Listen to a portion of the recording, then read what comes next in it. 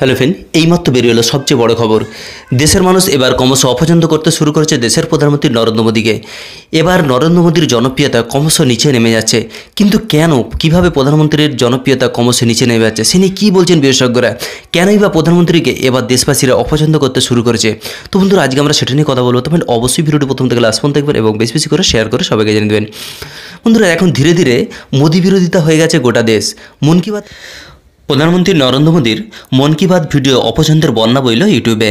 সোমবার সকাল পর্যন্ত মন কি বাত ভিউয়ের প্রায় 10 লক্ষ ছাড়িয়ে গেছে। তবে ভিডিওতে যে নেটিজেনরা পছন্দ করেছেন এমনটা নয়, বেশিরভাগ মানুষই সেটা অপছন্দ করেছে। প্রায় ডিসলাইক পড়েছে 2,80,000-এর বেশি এবং সে তুলনায় লাইক পড়েছে মাত্র 32,000। প্রশ্ন উঠছে যে নরেন্দ্র মোদীর মতো জনপ্রিয় রাজনীতিদের নেতার এই ভিডিওতে এত অপছন্দ করছে কেন মানুষজন?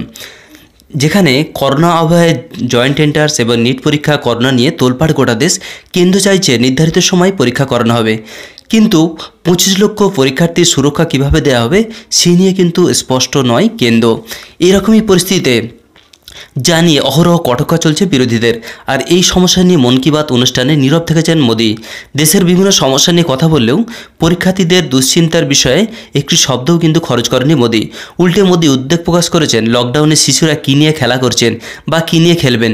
তিনি জানান বিশ্বে টয় হাব তৈরি করবে ভারত, প্রথম হবে। এবং তা নিয়ে রাহুল গান্ধী কটকা করে বলেছেন যে পরীক্ষা পে চর্চা না করে খেলপে চর্চা করেছেন প্রধানমন্ত্রী। তো প্রধানমন্ত্রী এরকম উদাসীনতা নিয়েই দেশের বেশিরভাগ যুব সমাজই ডিসলাইক করেছে নরেন্দ্র মোদীকে। এদিকে জয়েন্ট এন্ট্রান্স এবং নিট পরীক্ষার সমস্যা নিয়ে মোদির উদাসীন বলে কটকা করেছেন নেটিজেনদের একাংশ। কেউ কেউ অভিযোগ করেছেন ছাত্রছাত্রীদের সুরক্ষা নিয়ে খেলা করছেন তিনি। উল্লেখ্য, খোদ সুপ্রিম কোর্ট জানিয়ে দিয়েছেন যে পরীক্ষা করাতে হবে ছাত্রছাত্রীদের। করোনা পরিস্থিতি এই মুহূর্তে স্বাভাবিক হচ্ছে না, তাই তাদের ভবিষ্যৎ নিয়ে না খেলে পরীক্ষা করানো উচিত। দেশের বিভিন্ন শিক্ষা প্রতিষ্ঠান প্রায় 150টি শিক্ষাবিদ প্রধানমন্ত্রীকে চিঠি দিয়েছেন এবং পরীক্ষা করানোর অনুরোধ জানিয়েছেন। তবে বিরোধীরা কার্যত একজোট হয়ে কেন্দ্রের এই পদক্ষেপের বিরোধিতা করে এসেছেন এবং এর জন্য ফের সুপ্রিম কোর্টের দ্বারস্থ হতে পারে বলেও হুঁশিয়ারি দিয়েছেন বিরোধীরা। তাই এই জন্যই এবার দেশের বেশিরভাগ মানুষই দেশের প্রধানমন্ত্রী নরেন্দ্র মোদীকে অপছন্দ করেছেন এবং বেশিরভাগ মানুষই ডিসলাইক করেছেন, লাইক কেউই করেনি প্রধানমন্ত্রীকে। তাই মনে করা হচ্ছে দেশ জুড়ে এবার ক্রমশ দেশের প্রধানমন্ত্রীকেই দেশবাসীরা বেশিরভাগই অপছন্দ করতে শুরু করেছে।